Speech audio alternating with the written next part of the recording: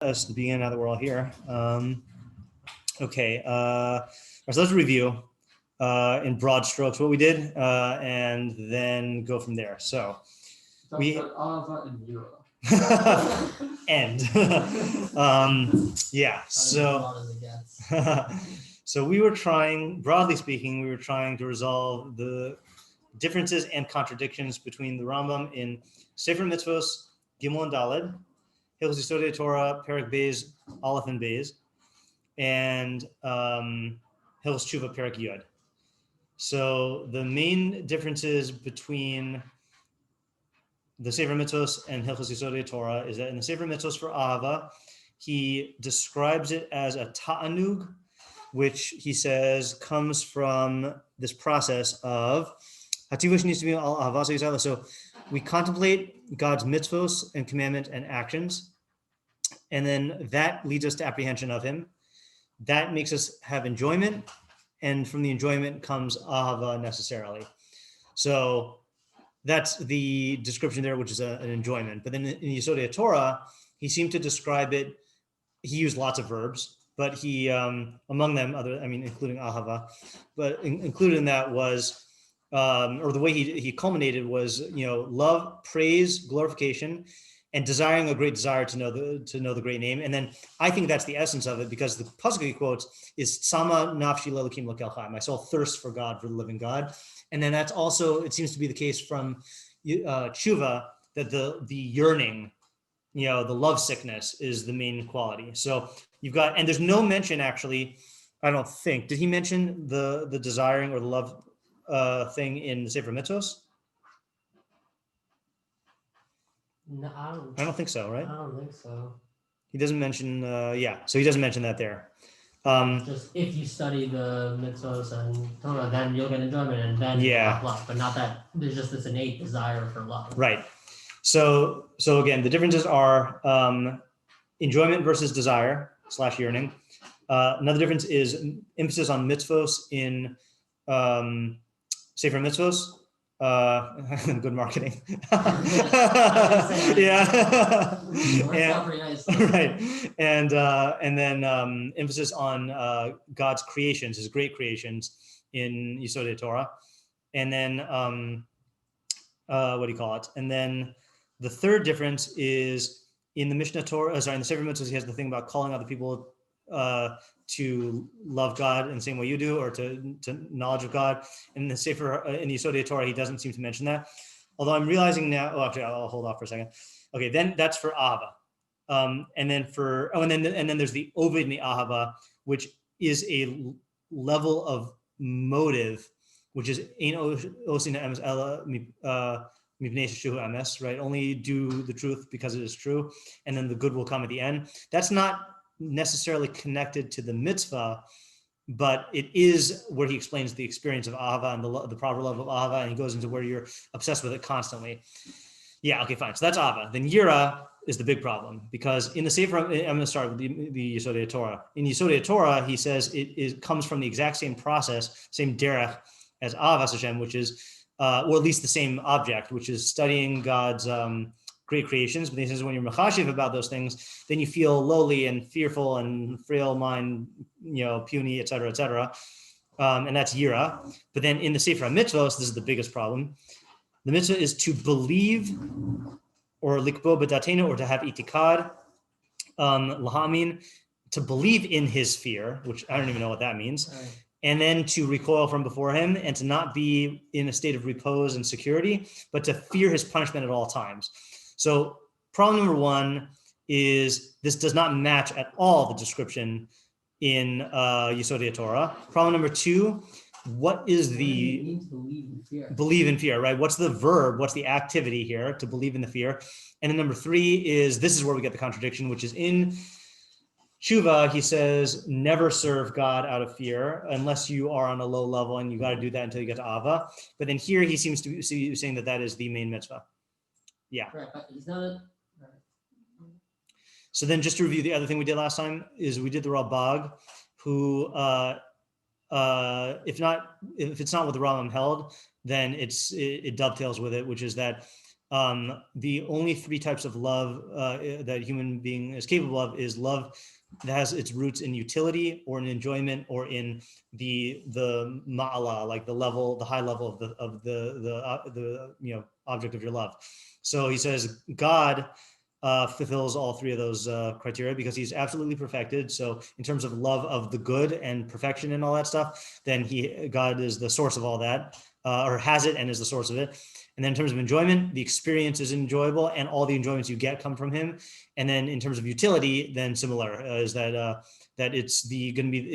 love of God leads to all these perfections, and he is the source of all the utility that you have. And then that explained why the Rambam brought in the calling people to his service in the Mishnah, in the Sefer Mitzvos. And I was just thinking now also, I wonder if the calling people to the same knowledge that you know, that's how he expresses it in the Sefer Mitzvos. I wonder if that is referenced in Yesodei Torah through ohev u'meshabeach u'mefa'er, praising and glorifying, because you're not praising and glorifying like just in your own mind. Glorifying maybe you can make the argument, but praising is like a communicative activity. So even though he doesn't put it in explicit terms of saying like call people to your knowledge of God, like it is implicit there. Mm-hmm. And another thing also, which is not to say that I have a better answer, which is coming down the pike, but he does talk a lot in the Hilchos of Zara we read. This is before your time. The Hilchos of Zara we read about Abraham calling everyone to knowledge of God, and the unsuccessful attempt to do so, where the king wanted to kill him, and then the successful attempt to do so, where he reached each one on his mind. And the fact that he calls Abraham, he says that Abraham was exemplifying the highest level of love of Hashem in Yesodei Torah, and the fact that he says that he references his students in the Sefer Mitzvos, that he made the souls in Haran, it's reasonable to assume that that is a reference to this aspect of love. The only question is, why doesn't he put it in his presentation of the halachos of ahavas Hashem? But it's not like he's ignoring that aspect of ahavas Hashem in the Mitzvah Torah, in the Mishnah Torah. Yeah. That's what I got to say about that for now. That's not the thing coming down the pike yet. Do you want that thing? Sure. Okay, so another thing I was thinking, I just blanked. Hold on. What was I going to say? Coming down the pipe. Yeah. Oh, yeah. There you go. I think I mentioned this as a possibility, but now it's a probability, which is I made the conjecture that in the Sefer Mitzvos, he's defining the phenomenon of ahavas Hashem and the phenomenon of yiras Hashem, not the way to do the mitzvah. Right. And we said that in general, you're not going to have that distinction in mitzvahs. The phenomenon of netilas lulav is the mitzvah of netilas lulav. Right. They're not separated. Right. Just one. Exactly. Right. So perhaps that accounts for the differences in this presentation, that you are not commanded, you can't be commanded to have pleasure, okay? But you can be commanded to misbonen ha'adam b'ma'asav u'v'rov haniflaim hagdolim. Right. So that's the derech to achieve ahavas Hashem. But then what is ahavas Hashem? That's spelled out in the Sefer Mitzvos, right, in the sense of the enjoyment and the love that comes from that, and then calling people to his service. And it's also expressed in Tשוba, where he says, what is the proper degree of love that you're going to experience? And then that's why he delays the mashal of the lovesickness to Tשוba, because that's where he's describing the phenomenon of ahavas Hashem. That plays no role in the mitzvah. There's no mitzvah of you have to be lovesick. The mitzvah is to misbonin b'masav v'ruach niflam hagdolim, and see God's chachma that has no end and no measure, But the phenomenon is identified in the Sefer Mitzvos and then in Tשוba. Right, and I think that also even more you could say that maybe that's why he stressed so much talking more about yira. I was gonna hope that someone was gonna say that. Yeah. As opposed to in Yesodei Torah, he was talking more about ava, because here, right, this is a halacha sefer, so here he's giving us the halachas that they're the exact derech that you need to produce this sensation of ava, and here he's kind of just breaking down this is the experience that you should have with love, and this is the experience that you should have with fear. Yeah. And with fear, don't act on it, but this is the experience. This should always be on your mind. You should always feel it, but with love, that's what you should be acting on. Right. Okay, good. So it lines up. Yeah, it does line up. So that the good part is I think it does fit for yiras Hashem as you're saying. The difficult part still is the laha'amin yiraso, to believe in his fear, and that still confuses me. Really weird. Yeah. So one thing I kept on referring to verbally, but we didn't actually do yet, is I want to read, and I'm gonna have to. I did not make a PDF of this, so it's not going to be on screen. But I do want to read the Rambam's definition of machshava. When he says I'm missing one volume. Is there an Ezekiel Pirush Mishnah still on the table from Tuesday? Yes, right there. Yeah. All right, so you can use that one. And okay.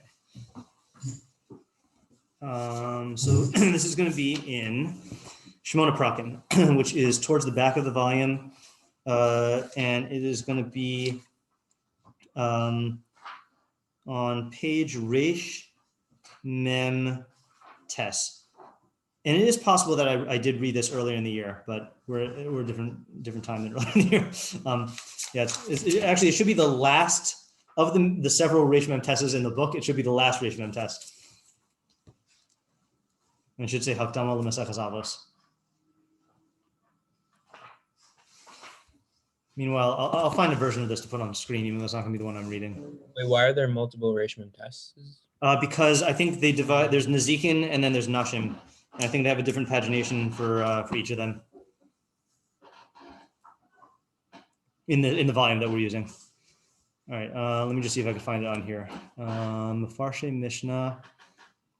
Sorry, Mefarshe. No, that's Mefarshe Shas. Where can I find Mefarshe? Mefarshe Mikra, Mishnah and Tosafot. I guess I have to do this the old-fashioned way. Mishnah, Nezikin, Avos. I don't even know if there's a way to find it on here. I don't think this is Nezikin. That's not Nezikin? I don't think so. It's not ego in the end. Oh, so then that is the wrong volume. Yeah. All right. So I'll just listen. yeah, okay. We have 3 of them. Oh, we do all. But I just don't know where the. I thought I put all 3 of them back on Tuesday. Maybe we put them over here. That could be. Oh, we do have this on here.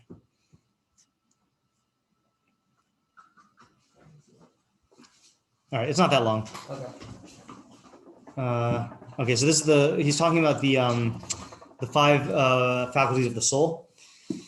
And this is the rational faculty, okay? So he says, in our translation, starts off with Hachelik HaHoge, the rational part of the soul, Hu HaKoch HaMatzui LaAdam Asher Bo Yaskil. It is the faculty found in man through which he comprehends. Uvotihi HaChashiva, Uvohu Kone Es HaMadaim. Those are the important terms here. It is the thing through which he is choshev, which machashiv and choshev are the same thing. And then it is that through which he acquires the sciences, the madaim. Uvohu mavdio ben hara v'hatov min ha'pa'ulos. And it is also what he uses to differentiate between the good and the bad in actions. V'ha'pa'ulos halalu, these actions, mehem ma'asi umehem iyuni. Some are practical, some are theoretical. V'hamasi mimenu malachti umimenu machashavti. And this is machshava, specifically what we mean here. Some of them, I think, some of them are craft actions, and some of them are craft thoughts, and some of them are thoughts, plan thoughts. Iyuni hu asher bo yeda ha'adam es hanimtzaim she'ena mishtanim mikvi she'en. So he's going back to the iyuni. The theoretical is that which man knows the existing things which do not change. The unchanging things, meaning like laws of nature.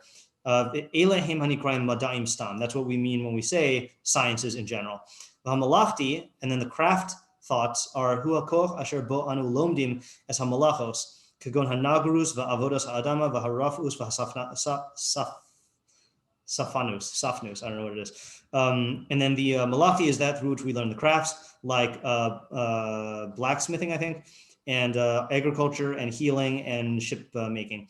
V'hamachashavti hu asher bo choshev al hadavar shehu rotze la'asoso bizman shirtze la'asoso im efshar la'asoso im lav. This is the important definition. Machshavti is that through which a person plans or thinks in a practical way about that which he wishes to do at the time he wishes to do it, whether it is possible to do it or not. And if it is possible, then how to do it.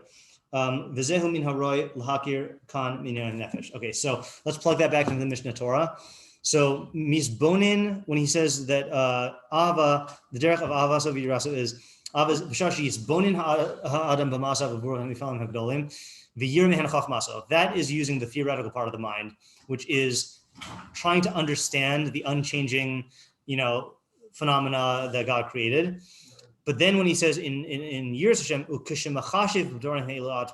when he switches into machshava mode, where practical thinking, so then that's when he has this reaction here. And so the question is, what does it mean switching how can you even be machashiv about the sun, moon, and the stars unless you're in NASA, right? When you're trying to actually think about practically, So what do you think about that? What do you misbonin about that? Well, I mean, there is a certain amount of science. If a person was actually interested in that, they could the average person could find out more than a person who didn't try to find out information about that. Are you talking in misbonin or machashev right now? I just missed what you said. Theoretical knowledge or practical knowledge? Because theoretical knowledge, I understand how you can apply to these things. Right. No, I hear it. I'm not sure. Yeah. Yeah. Well, maybe when you're thinking about Masa Hashem in a practical sense, how you're interacting with the... Yeah, I think that's what it is. So, in other words, misbonin is when you're operating as a tzelem Elokim, essentially, and just knowing, for its own sake. But the machashev is really when you're thinking as an animal, meaning as a physical creature in a physical world that interacts with things. And it's a very animalistic type of thing. This is the type of thinking, we say that human beings are the only creatures with the ability to have conceptual thought, but not the only creatures who can think, right? Obviously, all higher animals can think, and some can think really well. But you see that study? This has nothing to do with anything. You see this finding that they came out with this week that sometimes octopuses will punch fish just out of spite. I did see. So I didn't check it out. I also thought it was joking, and I saw it in multiple places. So I haven't looked for the original article, but yeah, I think it was. And I totally thought it was a joke. Yeah, I was just thinking that now because octopi are supposed to be very intelligent. I guess they need to get that anger in some way, but but they are supposed to be very, very intelligent. So that's what machshava is. So when you switch, so if you're operating as a tzelem Elokim, then it's just your mind and the ideas in the universe. But then as soon as you switch into the recognition that I am a creature that is operating in this world, then there's this overwhelming feeling of smallness and frailty and not measuring up and infinitesimal. Which animals don't have because they lack the conceptual knowledge to appreciate that and can only think about what's in their Dalet Amos. Right. Yeah, you exactly. Zoom out and there's no conceptually, there's no way to think that way. Yeah, and what the closest thing that animals have is they do have yira, and the yira expresses itself as a recognition that there is this thing that is greater than me that can harm, overwhelm, threaten, affect me. Right. And that's really what the feeling that man has, only it's just times a million because he realizes the scope of everything and the insignificance of himself. Right. Yeah. I'm a little unclear on what the distinction is between those two kinds of thinking. It seems like it's just the object of man can thinks about these things and animals think about those things. Yeah. So I don't know if this is the best way to say it, but your MADA is thought that aims to answer the question about what is or is not, and machshava is how to do or make something. So the final cause of the activity is different. The final cause, in terms of what your purpose is in misbonin, is to know, is just to know for its own sake. That's the in tachlis emes el ladashu emes. The only purpose of truth is to know that it's true. That was a quote from Chelek there. And then yira, the purpose is to act. Like the Rambam said in the definition we just read of like, should you do something? When should you do it? And how should you do it? So animals only engage in that kind of thinking, which is for the sake of action. They never just say, a monkey will say, how can I get that banana? Or do I want that banana? But will not say, what is banana? Right. You know? So is it a difference in faculty, or it's just, you're saying it's a difference in final cause? But the Rambam is saying it's a difference in faculty. Okay. He's saying that you use different parts of the rational faculty, which is broken down into the ma'asi and iyuni. So he's saying it's a different part altogether. And the Rambam not only says this here, but then he, yeah, okay, I'll just say the Rambam says it here. Yeah, yeah. The other part, I'm not prepared to make the leap yet. Did that clarify? Yeah, it's just an animal, like a monkey could, it sounds like from this, like, I guess maybe from what the Rambam's saying, but from what we were saying before, it sounds like the monkey could, say, what is a banana? He just doesn't. So that's what something. What would preclude him from doing that?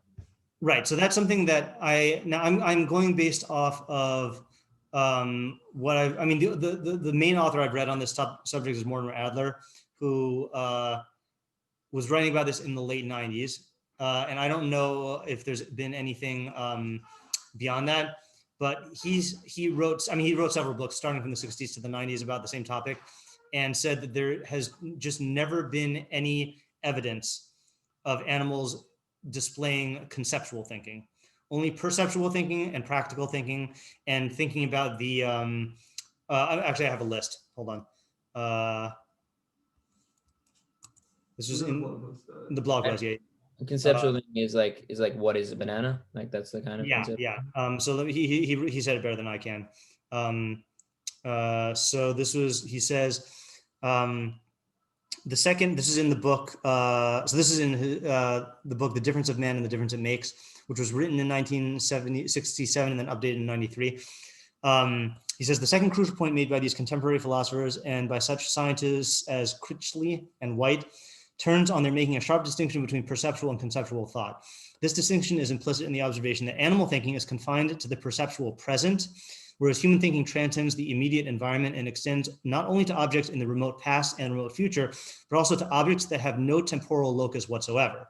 Precisely because they're incapable of conceptual thought, animals, these writers contend, are not only one, incapable of sentence making that includes statements about the past and future, 2, unable to fabricate tools for remote future use, 3, devoid of a cumulative cultural inheritance that constitutes a long historical tradition, but they are also 4, incapable of any behavior that is not rooted in the perceptually apprehended present situation. I'm going to read more just because I want to flesh this out. Animals can certainly think in the sense of learning from experience, generalizing, discriminating, and abstracting, solving problems by trial and error or insight, and even as Price following Hume points out, making inductive inferences and empirically learned cues from empirically learned cues or signals. The evidence is both plain and ample that they can think in all these ways, but it is equally plain from the observations of their behavior in the laboratory or in the field that they cannot think in any of the following ways. They cannot think about objects that are not perceptually present as well as about those that are. And with regard to objects of thought, present or absent, they cannot make judgments or engage in reasoning, i.e. think that such and such is or is not the case, or think that if such and such is the case, then so and so is not. How could they possibly know this? Like through extensive tests. And they're able to measure brain. Yeah, and that's why I'm saying you can't say definitively that animals are incapable of this. All you can say is no evidence has been shown. And this is something where there is a vested interest in scientists demonstrating this, because this would really help the cause that human beings only differ from animals in quantitatively in the sophistication of their thought rather than qualitatively. And Adler's book that he's writing here, and then the second one is striving to show that man differs qualitatively. Just one more description here. This is just from another book, 10 Philosophical Mistakes. he says that, I'll just read this. Yeah, since Darwin's day, experimentation with animals in psychological laboratories has turned up much additional evidence that has been regarded as reinforcing the conclusion, namely that man differs from animals only in degree, not in kind. It has been interpreted as showing that other animals have concepts as well as percepts. Percepts here meaning we use the term loosely when we say like a concept. The concept is literally something that is. They can identify a banana. Yeah, right. So for examples like let's say for example, the Pythagorean theorem is a conceptual thing, but being able to differentiate between triangles and squares is a perceptual thing. You can abstract if you show a monkey or you show a dog like a triangle and you reward him every time he identifies triangle as opposed to square, you can train him to recognize triangles because that's just right. Well, let's say for example, a better example than let's say the concept of things that ideas are not able to be represented in particular sensory representations. So for example, like this is the thing, the move I always pull on my ninth graders is when I'm trying to argue that ideas are not physical, is I ask them to draw a shape I always call up a gullible volunteer, draw a shape, right? So triangle, draw another shape, circle, draw another shape, square, and I say, okay, draw the idea of shape. So the idea of shape, meaning shapeness, draw shapeness. So a triangle, you can have an instantiation of a triangle in a particular way, like an exemplification of it. But the definition shape is a concept. You can't picture it. I can picture a shape, but not shape. Exactly, right. And same thing with, let's say, the concept, and this is true for all concepts like species. You can look at an animal and a human and a plant. Now they look all different, but the mind says like organism, that's a concept. You can't draw organism in the same way that you can draw an organism, but yeah. So that's a percept is like a particular triangle, So he says that it has been interpreted as showing that other animals have concepts as well as percepts, even if they do not have intellects in the traditional sense of that term. Accompanying the attribution of conceptual intelligence to other animals has been the attribution to them of linguistic performances that are said to differ only in degree from the human use of language. So they want to prove that animals can talk, right? And they have, this is before your time also, Coco the gorilla who could do sign language, a gorilla to do sign language? Yeah, she was famous. I think it was a she. What was that? This is in the 90s. And this is like, yeah. She was very involved with gorillas, but is she one who taught it? Yeah. I have to look that up. Yeah, it's pretty cool. I never know about that. Yeah, it's pretty cool. But then he's going to debunk it in a second. No, I mean, it's still cool. But he says, I will concentrate here on the misinterpretation of the evidence that is supposed to show that other animals have concepts that enable them to deal with generalities and as well as particulars. To put the matter briefly, now this is a whole chapter from a book, but I'm just reading the essence here. To put the matter briefly, the experimental evidence does show that other animals under laboratory conditions can learn to discriminate between different kinds of perceived objects. They can learn to react in one way to squares and in another way to circles, for example, or to eat what is placed on a green surface and to avoid what is placed on a red surface. Such discriminations indicate that they are able to generalize and that this is made the basis for attributing concepts as well as percepts to them. The error here consists in thinking that to be able to discriminate between different kinds of objects is tantamount to being able to understand distinct kinds and their differences. To regard an animal's ability to discriminate between perceived similarities and dissimilarities as evidence of conceptual thought on the animal's part involves an equivocal use of the word concept. Strictly used, concepts are A, acquired dispositions to recognize perceived objects as being of this kind or of that kind, and at the same time, B, to understand what this kind or that kind of object is like, and consequently C, to perceive a number of perceived particulars as being the same kind and to discriminate between them and other sensible particulars that are different in kind. In addition, concepts are acquired dispositions to understand what certain kinds of objects are like, both A, when the objects, though perceptible, are not actually perceived, meaning you're not actually like having them there in front of you, and B, also when they are not perceptible at all, as is the case with the conceptual constructs we employ in physics, mathematics, and metaphysics. There is no empirical, the last paragraph, there's no empirical evidence whatsoever that concepts, thus precisely defined, are present in animal behavior. Their intelligence is entirely sensory. Its operations are limited to the world of perceptual objects and imaginable ones. What lies beyond perception and imagination is totally beyond the powers of the animal mind or intelligence. Only animals with intellect, only members of the human species, have the conceptual powers that enable them to deal with the unperceived, imperceptible, and unimaginable. So that's and again, he's not saying, he goes on to say in the book, he's not saying that it is impossible that animals have this. He's saying this has not been demonstrated. And again, I'm opening this to the possibility that research has been done a lot since 1993. What's the name of this book again? So the first book I read from is called The Difference of Man and the Difference It Makes, which is his older book, which he wrote for academics. And then he has another book called 10 Philosophical Mistakes, which is the one I recommend. And then, I have that in my house. I can lend it to you. Okay, good. Cool. I also have it in my house, and I can lend it to you. And then the third book he wrote is Intellect, Mind Over Matter, which is about the difference of the human intellect what makes the human intellect human. What's the name of the author? Mortimer Adler. Mortimer, M-O-R-T-I-M-E-R, J. Adler, as in the eagle. Great. Yeah. Thank you so much. Yeah. 10 Philosophical Mistakes was my first book I read from him, and that's the one to read. Yeah. Cool. Yeah.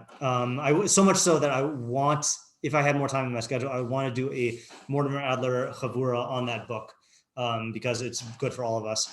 Yeah, it sounds like a really cool book. Yeah. He basically says that all of the philosophical conundrums that modern philosophy grapples with, and all of the confusions and false ideas, can be traced back to 10 topics which mistakes were made in philosophy by the 17th century philosophers like Descartes, Hume, Berkeley. And he says that not only did they make these mistakes, but they would have avoided them if they had been familiar with the works of Aristotle and Plato and Socrates in depth and actually learn them seriously, instead of just like mindlessly like reading through them. And then he proceeds to take each of these 10 topics and then show how, this is the mistake, and then this is how it resulted in these modern views. And if you had avoided the mistake, this is what it would have been. And it's a much more sensible philosophy. So it's a great book. Yeah, it sounds really Yeah. So back to our topic. So what I'm claiming here is based on that Shmona Parachim we read, and based on the Rambam's usage of the words here, is that ahavas Hashem comes about through human thinking, and yiras Hashem comes about through animal thinking. And obviously human machshava is more sophisticated than animal machshava. But the point is that you're thinking, your goal in misbonin is emes and sheker, but your goal in machshava is action. And once you're in the realm of action and seeking pleasure and avoiding pain, now you're in the animal realm. And because we have this large perception of the world and how small we are and how frail we are, then our inner animal gets totally freaked out by that experience. Right. Yeah. So I have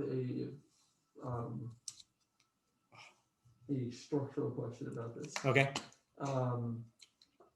So what is he saying that the mitzvah is in terms of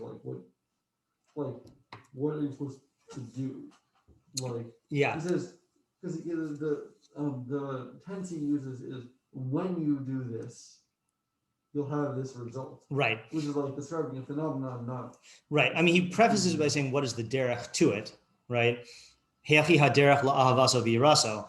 And my understanding is that you have mitzvahs where the kiyum is the ma'aseh mitzvah, right? You fulfill it when you do it, like netilas lulav, right? Our go-to example. But then you have other mitzvahs where the Torah commands you to engage in a certain behavior or activity, and the kiyum is not synonymous with the activity. And the easiest example of this is Peru Revu, right? The ma'aseh mitzvah is the act of bia, but the kiyum is only when you have a male and a female child who are capable of reproducing. So you're mechuyev to engage in that action under the parameters that halacha specifies in order to bring about a certain result. And the halacha can't command you in the result. It can only command you in the action. You can't control the result. Can't control the result, right? So that's how I understand these mitzvahs here. Is Hashem is commanding us in engaging in the derech to ahavas Hashem and to yiras Hashem. The kiyum is the feeling that he describes, Right, but you just feel the feeling. Exactly, and in a halacha book, he has to spell out how to do it. Yeah. And in fact, you'll see he does more than this. As again, we won't get to this till next week, but like he spends the remainder of this chapter and the next 2 chapters giving you fundamental principles of science and metaphysics to put you on the path to ahavas Hashem and yiras Hashem, because he holds that that's how you. In other words, that's how you get there. And since this is a practical book, he has to show you. He has to like give you the ingredients. Right. Yeah. Also, this explains why Ovid Meira is so negative. Yes, good. Go ahead, say it. Because it's basically that like I guess that having that like sort of animal reaction to the vastness of the universe is a positive thing. But if that's your guiding principle, and that's the only thing that is, that's your main sort of like driving force is like the animal part of you and the fear. So then that doesn't really that's not really gonna that's not the highest level. The best level would be to have your intellect be the guiding principle. Right. Because fundamentally you're being driven by your animal. As a human, we have the ability to serve Hashem on a higher level that animals don't have. Exactly. We can only do that through ahavas. Yeah. That's good. And I just want to point out, just to be along with zechus on us human animals, rational animals.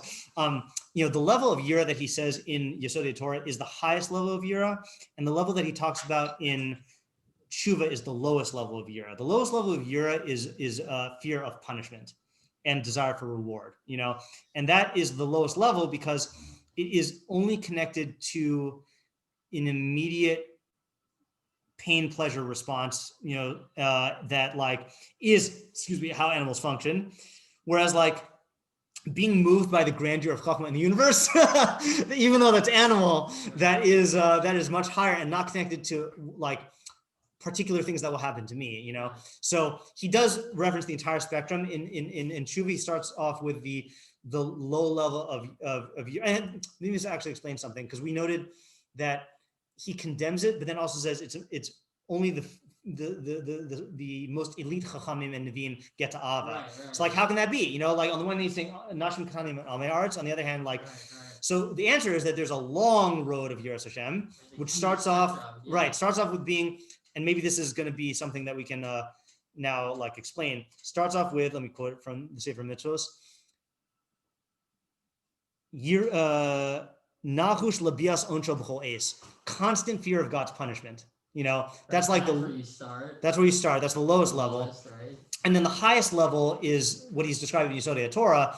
But then, like Zev said, that should not motivate your avodas Hashem. Right. Because that's still tied to the self as animal, as opposed to the self as Tzelem Elokim. And there's a place for that. Yeah, right. Keep that in that place, and then only serve. Right. And not only is there a place, and not only is there a place for it developmentally, but even in the perfected person, like the Mishnah in Avos that we read, where he says, "Don't be like servants who serve their master to receive a reward. Be like servants who serve the master to not receive a reward, but let the fear of God be upon you." If you lack that yira, and then we're not cognizant of the fact that there are consequences to yourself, as a result of your operations in God's world. So then that would be lacking, because you aren't a seichel nifrad. You aren't a separate intellect like the angels are, where you don't have to worry about doing actions and having consequences. Right. So if you sever that part of yourself, then you are going. Well, not only will you do averos, but you're also denying a part of what you are, which is a creature in this world. Right. Yeah. You want to say something? Is that why Mishle starts off talking about yiras Hashem? Yes, that's why Mishle starts off talking about yiras Hashem. That it is the Reishis Das. Was it? Is it Reishis Chachma? Tehillim says Reishis Chachma, I think. You tell me. I'm pretty sure it's Das, because it's Chachma Umusar Evilim Bazu, and he's not going to use the word Chachma twice in the same pasuk. What do you say, Zev? Yeah, Mishle definitely says Reishis Das in one place. It might be Reishis Das, yiras Hashem, Chachma Umusar Evilim Bazu. Yiras Hashem Reishis Das, yeah. And then David Melch says Reishis Chachma. I just don't remember where. Yeah. So in Mishle, though, there's also, in fact, we read this morning. Let me just read this again. Whoa, wait, aren't those two psukim opposites? Reishis Chachma and Reishis Das? The Reishis Chachma. Wait. No, isn't it saying Reishis yiras Hashem Reishis Das? Yeah. And then Reishis Chachma. Oh no, you're right. It's the same thing. Oh, sorry. Yeah. That's okay. So whatever those are. Yeah. This is a whole shiur into itself, which I'm just going to read it just to plant the idea in your mind. In Mishlei 1:7, he says, Yiras Hashem Reishis Das, Chachma Umus Evilim Bazu. So fear of Hashem is the beginning of knowledge. Wisdom and discipline are despised or scorned by fools. So that's the beginning of knowledge. Okay, but then and this is the part we read this morning, in the beginning of chapter 2, he says, I'm just going to say it in English until we get to the relevant pasuk. My son, if you take my statements and my mitzvahs you keep with you, to listen attentively with your ear to chachma, to incline your heart to tvuna, if you call out to bina and you give your voice to tvuna, if you search for it like silver or money and you look for it like hidden treasures, az tavin yiras Hashem, v'das elokim timsa, then you will understand fear of Hashem and the knowledge of God you will find. So there's a whole long, so you start off with yiras Hashem, and then there's a whole long process, and you end up still in yiras Hashem, okay? But it's tavin yiras Hashem, you will understand it, which is going to be obviously a different level of yiras Hashem than the starting point, you know? Right. And then ahavas Hashem isn't shiur, and that's not initially at all, but yeah. Yeah. Yeah. I think I was going to say something before. Yes. Because, if only the elite can get ahavas Hashem, does that mean like 99.99% of people are not being able to say this mitzvah? So you want to do the Abravanel's question, right? That's what I mentioned last time. That's the Abravanel's charge against the. Can you just repeat that question? I don't know. Yeah, that if the mitzvah of ahava is to do this, is to get to this state that only a very few people can get to, right? Then does that mean that the structure is such that 99.99% of people can't get there? Right. Yeah. So first, so I do want to look at the Abravanel's answer to that question, or a question at least. Not today, because I have to get the book from home. But I'd say that there are two answers to that question, or not that there are two different answers. But first of all, the Rambam says that only very few people can get to the level of oved me'ava, right? Yeah. He doesn't say that only few people can get to the mitzvah of ahava. And yes, it is hard, but that's point number one, right? I thought we were mixed them up. Wasn't that our whole question when we went through Tשוba, that they looked like they were equated? Like I thought we answered it by saying that they're not equated. Oh, okay. Didn't we? That one is a motive for all of your avoda. The other one is having the experience of ahavas Hashem. That, I mean, whether or not we did it, you gotta tell me. Does that make sense? Like, yeah. I thought there was a problem with that, but yeah. Okay, yeah. If you remember, let me know, because the experience is just what he describes in Yesodei Torah, and it seems like that is within people's reach. And then my second answer is, the fact that he includes attaining this through study of mitzvos. That's definitely within people's reach. In fact, he says that explicit. Was it? No, I just clear right there. Oh yeah, he says that explicitly in later on in Perek Daled, that it's possible. It's not Ma'aser Bereishis is not possible for everyone to know, but he says Davar Katan, which is the arguments of Abaye and Rava, is Efshar Yidayim Hakol. We just got the phrase here. You don't need to look it up because I don't want you to see it out of context. For this one, Efshar Yidayim Hakol Gadol Katan Ish V'Isha Bal Lev Rachav V'Bal Lev Katzar.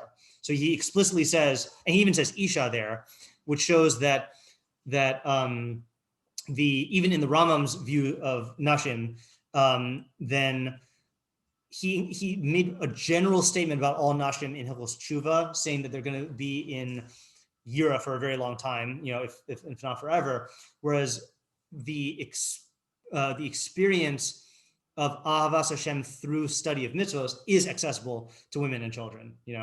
Right. I mean, maybe not children, but yeah.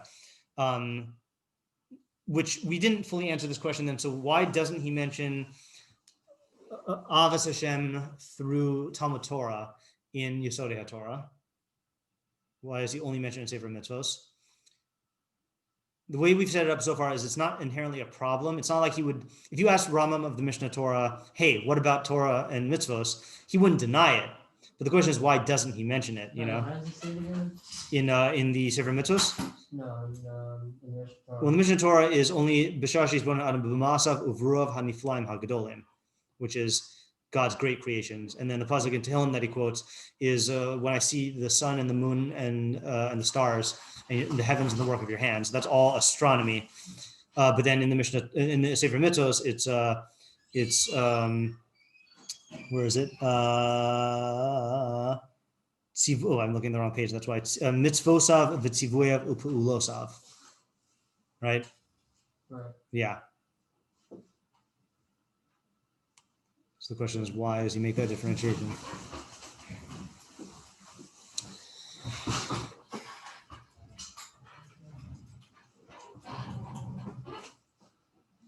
I mean, I think most people didn't really have it in Torah, but like looking at Masa Hashem it's much more readily available.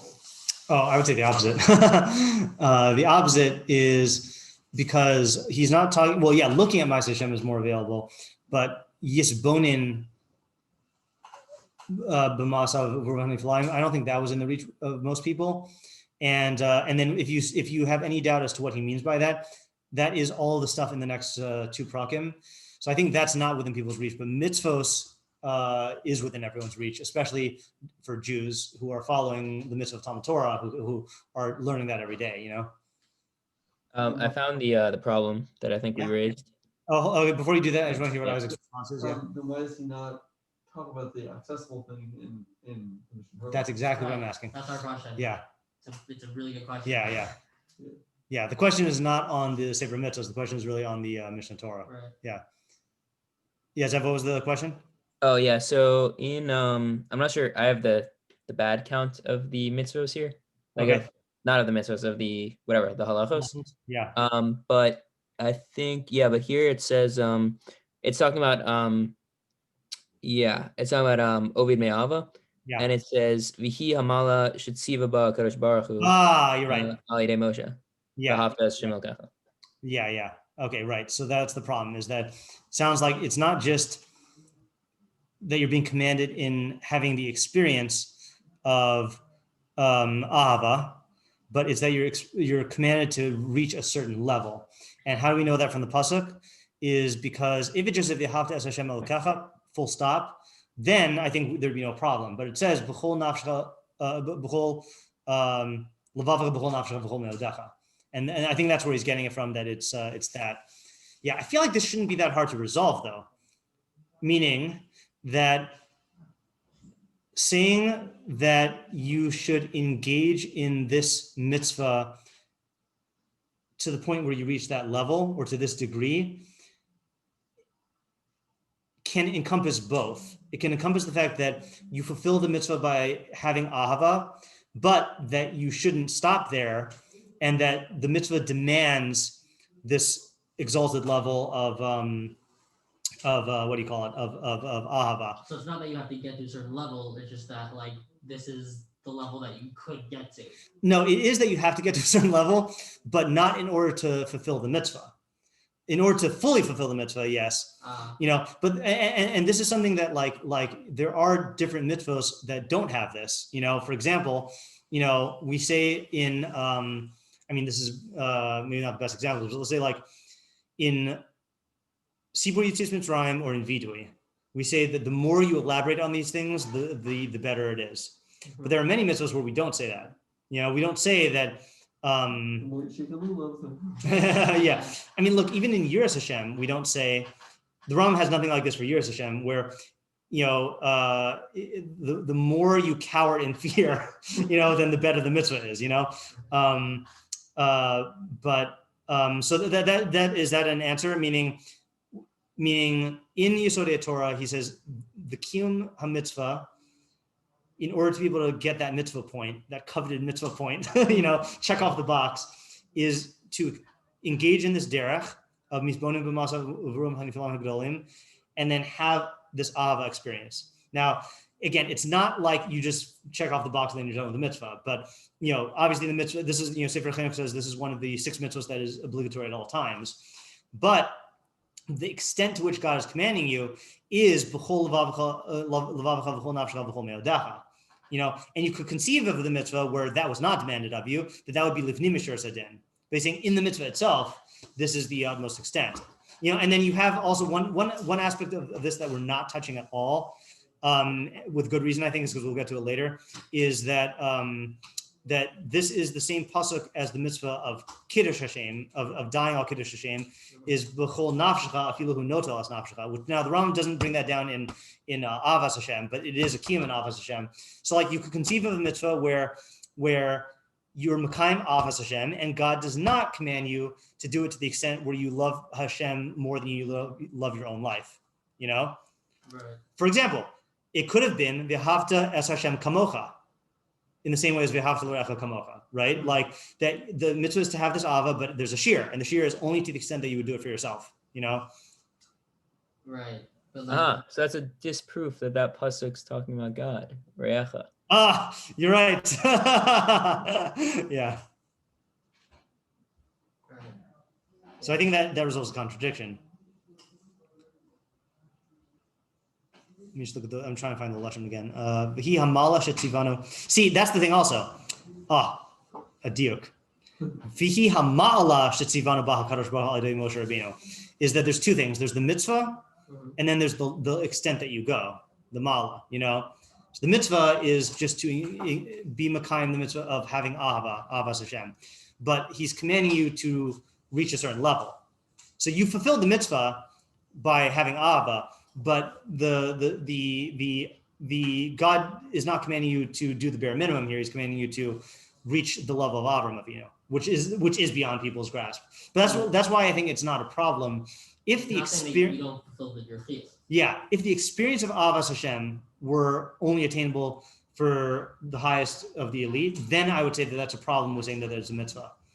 But that's not what he's saying. Yeah. Okay. So I would object to a thing that we said before. Yeah. Or a way that we framed it before, which was that there was like a spectrum of yira, and then past that was ahavas. Because